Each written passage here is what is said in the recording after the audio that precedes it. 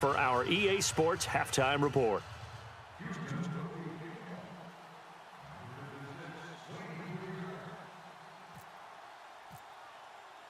So both teams have their marching orders, and we'll get going again here in quarter number 3. This will be, and oh, that is gonna be a safety. And you know, the man who sat in my chair the last few years, he has a theory. These plays, these safeties, they're so rare. Maybe they should be worth more than 2, maybe 4 points. I think he's got a great point. I really do, Brandon. But I would go ahead and up it to 6. I'm a former defender. Oh. To me, that's like scoring a touchdown. Easy now. I'll go 4. I don't know about 6. Come on. Come up to 6. A lot of points.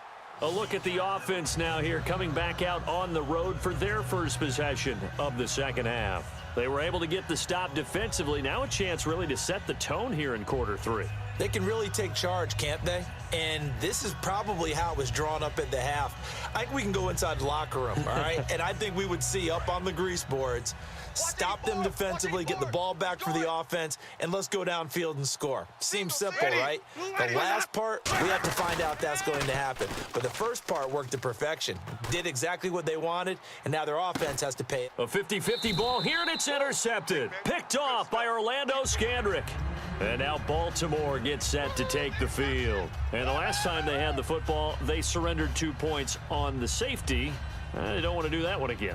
No, not at all. It's almost like a bases clearing double, isn't it? Give up a couple of runs. Sure. just messes things up for you offensively. But now they've got to go ahead, take it, set it aside, and move forward. From his goal line here, Goff. Out to the left here to Reed. A good pickup there. 8 yards on the first down completion. Seeing that play and understand just how tough it is to cover tight ends, especially the ones running around the NFL nowadays, makes me glad I didn't make it in that league. I would have had a really difficult time. But now you get to sit up here with me. Yeah, and that's fun, isn't it? And what a really nice gain right there on first down for them. Brings up a nice second down for them. He goes for 18 there as the drive will continue. Coaches always harp on the quarterback reading the defense and getting it to the open man. That's good recognition there. And how about what he did after the catch? Yeah, hit your tight end, let him get some rack. Yeah, when he gets moving, not many guys want to come over and put a hit on him, do they? All right, now, lucky 56. Lucky 56. Let's go. A first down carry here for Johnson. Oh, he's got some breathing room. Fighting through. And they get him down, but not before he takes it across the 40-yard line. It's a 10-yard pickup, and it moves the chains. In my book, that's running the ball well, but with intelligence. How about him keeping the clock moving, staying in bounds? Yeah, even though it's the third quarter, you're thinking ahead, aren't you? This is where your running game can really help you with a lead in the second half. I agree totally. It's not just end-of-the-half situations that you worry about the clock. It's throughout the game. And with a lead, stay in bounds. Make them fight harder to try and catch you. David Johnson on his way. And all the way in for a Ravens touchdown. David Johnson, his second touchdown of the afternoon, and the Ravens will add on to their lead. And he certainly played a pivotal role with those 2 TDs and why they're up on the scoreboard right now. Well, someone's all about winning, aren't they? Because he's not worried about the number. Sure, it's great to have 2 touchdowns, but the bottom line is what he's doing is contributing to their lead. He wants to continue to do so.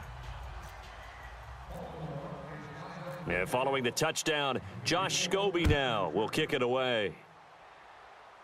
This is taken just shy of the 10 here. And it's a pretty good return here as he'll get it up to the 29-yard line. Out comes the Houston offense as they get set to take over here. And last time wasn't pretty. One play and an interception. We'll see if they can do better.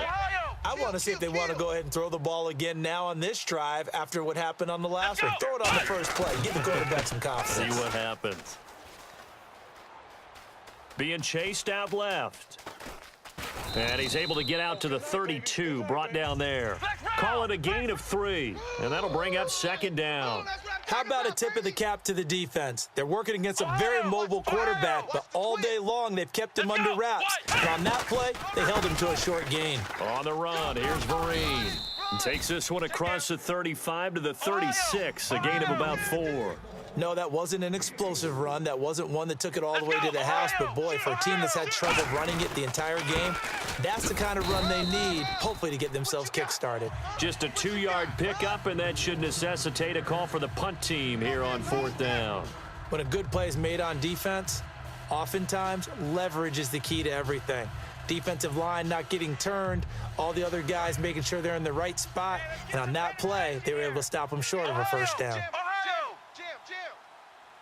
Here we go. They'll indeed go for it. It's Taylor, and he's got Gresham. And he's taken down at the 43, but not before picking up the first. And now they're in the hurry-up.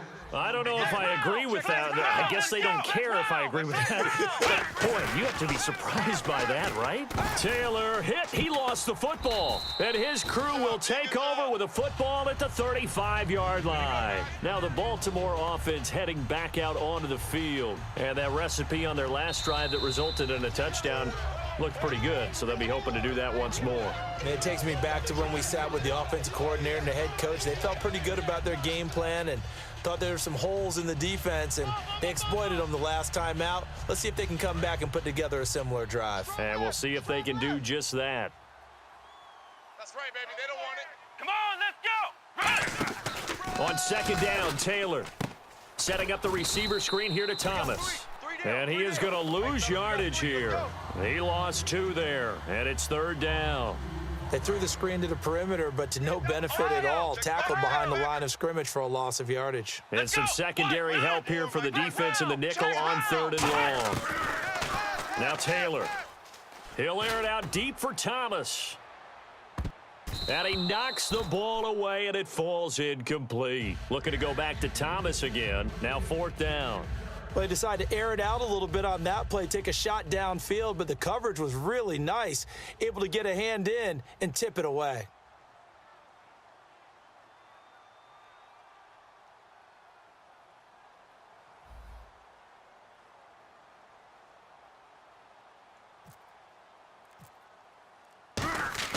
And look at this, it's a fake. And the defense has it covered. It's intercepted. Picked off by the safety, Reggie Nelson. And the return out shy of midfield to the 46-yard line. Here comes the Raven offense now, ready for another possession. Watch left. Tight end to the left, tight end left. Watch it now, Barney. Check. They come out here in the eye. They begin the drive with Johnson. And some space here. And he'll go down inside the 45 before going out of bounds. Give him 10 yards on the pickup, and that'll make it 2nd and a foot or so. Yeah, another good run there. He's been such a big part of their success here this afternoon. And that last carry, it puts him over 100 yards now for the day. Watch tight end. Watch him now, Barney. Back. Set. 3-19. On 2nd down, Johnson. That one goes for 13 yards, and it moves the sticks. All the elements of what you want out of a play came together on that one. A really nice run, took care of the football, and even more importantly, taking the clock under 4 minutes now. At this stage of the game, how do you bleed out the clock, take care of the ball, and make sure the other team doesn't have a chance to come back on you? You're looking at your sheet, how many timeouts are left, how many runs do we need to close it out? That's what the coach is looking at right now. Situational football, trying to gain a victory. Good, solid, strong run that not only gets them a nice chunk of yardage, but takes the clock under 4 minutes. And now they're going to play situational football. How many timeouts does the opposition have left? How many runs do they need to call to make sure they bleed out those timeouts? But even more importantly, mentally right now, they hold the advantage. They probably have them at the verge of breaking. And what they want to do is finish them off. 5 yards is the tally on 1st down. That brings up 2nd and 5. The 4th quarter here, they've got the lead. They want to keep it on the ground. That's what they're doing. Smart football. Keep the clock grinding. Keep it going. But you got to figure now, they're going to see more people stacked up at the line of scrimmage as they try and bleed it out. It'll only be a gain of a yard, and it sets up a 3rd down and 4 now. Partner, we know today's NFL is really built around the guy throwing the football. But these short runs, they still pay dividends because they can take their toll on a defense, and they can add up as the game goes along. You control the clock, you control the ball, and that way you often control the game. And defensively going with a dime set, 6 DBs on 3rd and 4. On the ground, this is Johnson, and he is going to lose yardage here. He lost a big chunk, 6 yards there, and it leads to 4th down. Partner, I think there's a lesson there. Some days you're just having a really tough time, and for the defense, today has been that day. But after that play, what do you learn? You can still make plays even when the other guy's having success against you.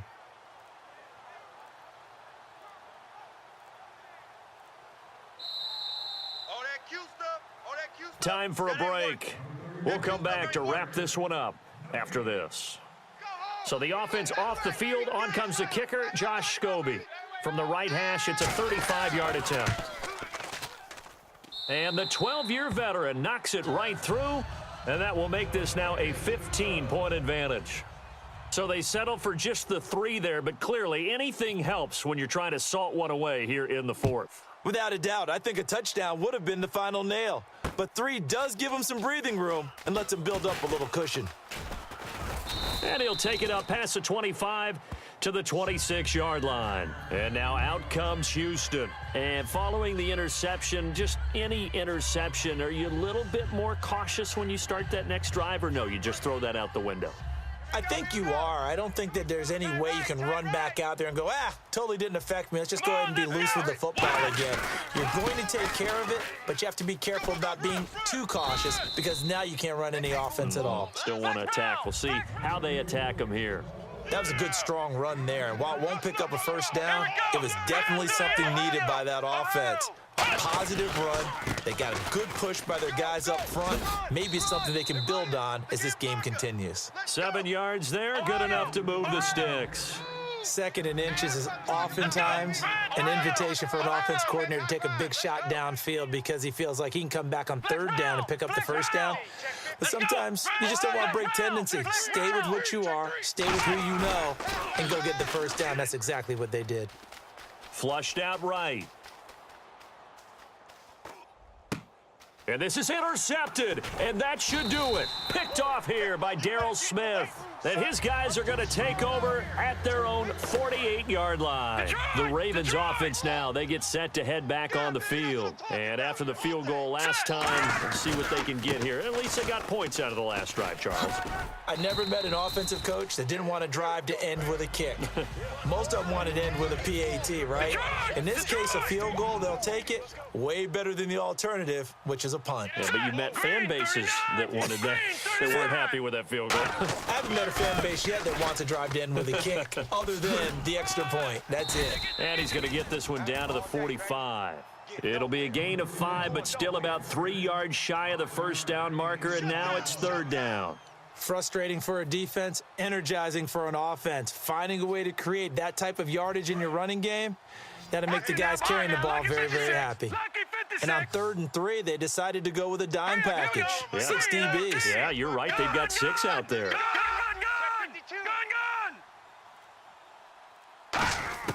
Goff on 3rd down. He's going to let this one go deep. It got his man complete. And he is into the end zone for a Baltimore touchdown. Jordan Reed with his 2nd touchdown of the afternoon. Oh, it's a fake. They'll try and throw for it. And this one incomplete. So they went for the 2. They don't get it. They've got this big lead. They said, forget 1. We want 2. Instead, they got 0. Unbelievable they didn't even attempt it from the 15-yard line. What are they thinking? I do know this. When you fake one in this situation with that type of a lead, especially from the 15-yard line, oh, boy. I tell you what, meeting them again somewhere down the line, they'll remember this. Yeah, they'll think that they were trying to clown them a little bit. And now out comes Houston. They've lost this one. Their offense has struggled. Do they try to put together something here at the end just to take into next week? Yeah, sometimes teams want to do that and coaches want to. I remember one time I was on a team and we were losing late in the game like this, and you knew it was lost. It was over, right? And the coach called a running play and pretty much said to everyone, I want to see something executed well before we get out of here. and that was the message to the team. Just something to build on. Just something to build on, get it done, and maybe we can look at that and say, we'll get better as we go forward. Well, as always, partner, an extreme pleasure to share a booth with you. I have to say, I am impressed.